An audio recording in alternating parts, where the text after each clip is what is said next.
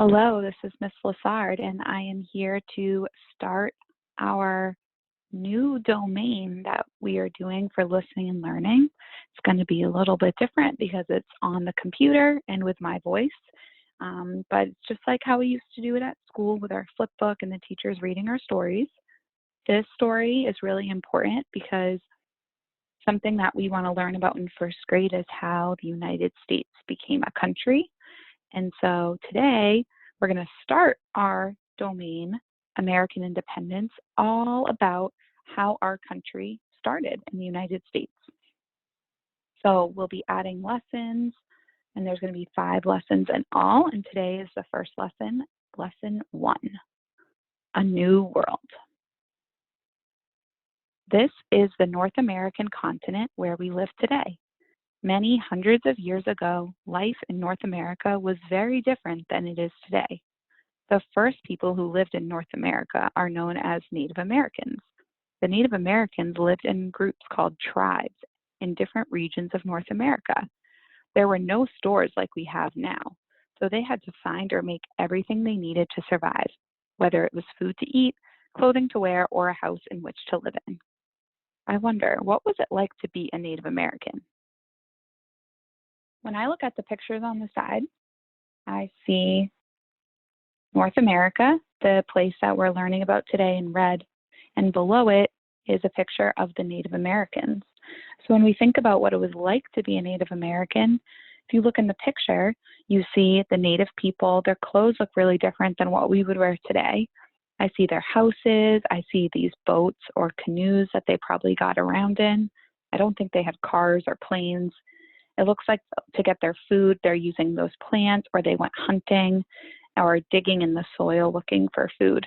So life must have been pretty different when you are a Native American.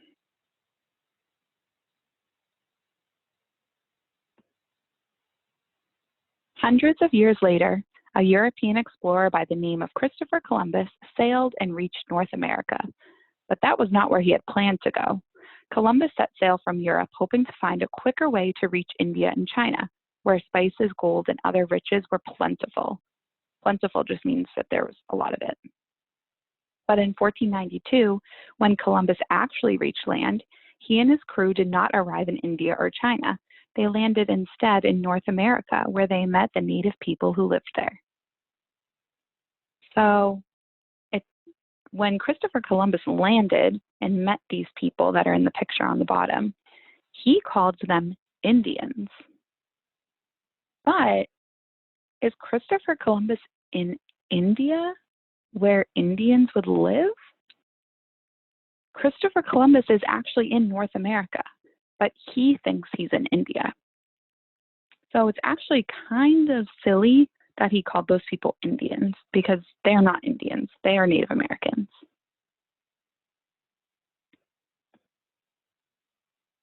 After Columbus, sailors from different countries in Europe traveled to North America. Portugal, Holland, Spain, France, and England all sent explorers to North America, continuing to hope to find riches and goods that they might bring back to trade and sell in Europe. Everyone was interested in the New World. It was kind of like there was this new cool place to go to, and they were all really excited to see what was there. Was there gold? Were there jewels? Were there really nice places to stay? So that's why people really wanted to go. The English were interested in starting settlements in order to live there.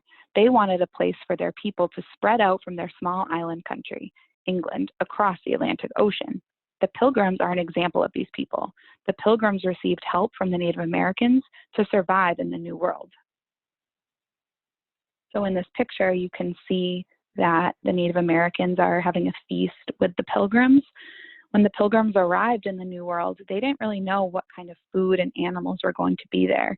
And the Native Americans actually helped them a lot to get the supplies that they needed. Without the Native Americans, they probably would have died.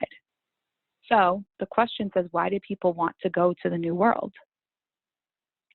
They were curious to see what was there. They wanted to find riches and goods. They wanted to meet the people, the Native Americans, and see what sorts of places were there. And they wanted to start their own settlements, their own little towns that they could control. Before the Pilgrims ever arrived at Plymouth, the other English men and women had settled in two other places. The first English colony was on Roanoke Island, followed by a colony at Jamestown. A colony is a place that is ruled by a faraway country. The English king and the government ruled the colonies. Do you think it's fair that the king ruled the colonies even though he was so far away? I don't really feel like that's fair. The king isn't even there in the new area that the settlers are. He can't see what they're doing, what sorts of problems they're having. He's all the way across the ocean, but he's still bossing them around. Kind of weird. The first child born in North America to English parents was born on Roanoke Island. Her name was Virginia Dare. The colony of Roanoke mysteriously disappeared. They may have moved or got sick from diseases, and no one knows what happened to them. So in this picture on the bottom, you can see that there's a little baby. If you look carefully, this man's holding a little baby, and they're celebrating because that baby is the first English baby born in the New World. So to them, it's pretty exciting. It was another 20 years after the Roanoke colony before the English tried to settle again in North America. The settlement they founded was called Jamestown, named after the James River. The people of Jamestown were interested in trading with the Native Americans for beaver and deer skins to send back to England, which they were able to sell for a high price. As time passed, more and more settlers from Great Britain arrived in North America. By 1732, there were 13 British colonies in North America: Massachusetts, New Hampshire, Rhode Island, Connecticut, New York, New Jersey, Pennsylvania, Delaware, Maryland, Virginia, North Carolina, South Carolina, and Georgia. Some of you may have heard of any of those places or have been to them. I know that I've been to a lot of those, well, they were called colonies, now they're states, or I have family that lives in those places. So if you've been to any of those places, you can do a little, me too, I've been there. I have a question though. Are there still only 13 colonies in America or 13 states? No. There are actually now 50 states in America. But a long, long, long time ago, there were only 13. And you can see them on the map there.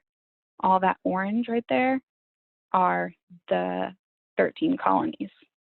So what's all this green land over here? It's actually unexplored territory. And we'll learn in later lessons, later in the year, about how people started to explore those areas to see what's over there. The British did not accomplish the hard work of setting up colonies all by themselves. They especially needed lots of helpers to clear and farm the land.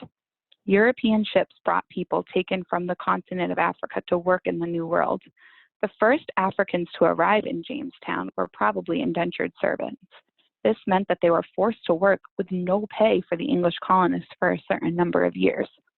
As the British colonies grew, more and more workers were needed. Before long, many people from Africa were forced to come to North America and were no longer treated as indentured servants. They were slaves. The slaves did not share the freedom enjoyed by the colonists. So, as you can see in the map below me, there's a route from Africa over to the New World.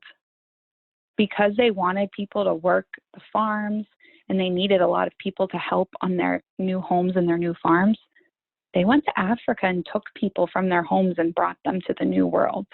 This is definitely not a good thing, but a long, long, long time ago, people thought that was okay. We'll learn later about how there were a lot of problems with having slaves, but at this time, having slaves was actually pretty normal. And we'll learn later on, too, about how the slaves became free citizens.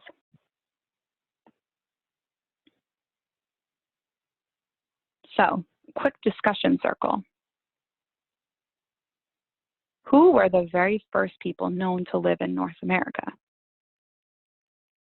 Was it Christopher Columbus and the people that came over from England? No, the first people to live in North America were the Native Americans, or as some people called them, Indians, because they thought that they were in India. English pilgrims settled Plymouth Colony. Name 2 other English colonies in North America that were settled before the Pilgrims arrived in Plymouth. Along with the Plymouth Colony, there were 2 other colonies. There was Roanoke and Jamestown. Why is Roanoke Island called the Lost Colony? It's actually kind of interesting. The Roanoke Colony, there were people living there. There was a village. There was that baby that we learned about in the story that was born there. But at some point, everyone who lived in the Roanoke Colony vanished. There's a lot of people who think different things happened.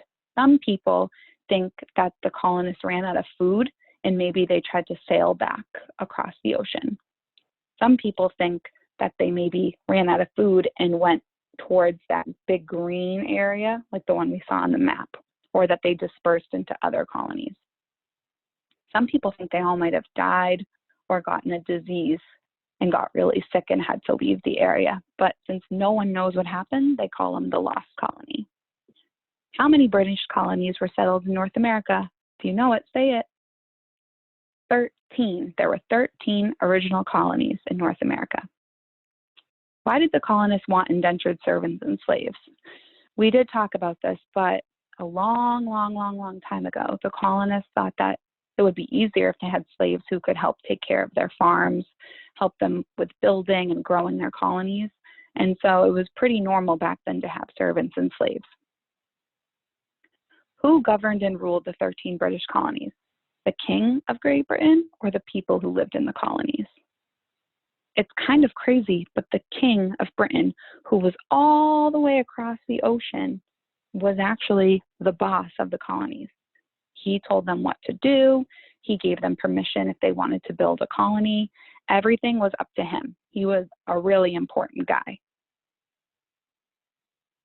In our next lesson, we're going to learn about how the king started to really bother the people who lived in the colonies. As the colonies grow and more people live there, they're going to start to notice when the king is bossing them around, and they are not going to be happy. We're going to learn about how some people in the colonies started to rebel or go against the king, and all of that is going to lead to a big fight. So if you're interested in knowing what happens to the colonies and what happens to the king, then make sure that you join and watch the next lesson, lesson 2, when it's posted. Thank you all for following along, and I will see you all later. Bye.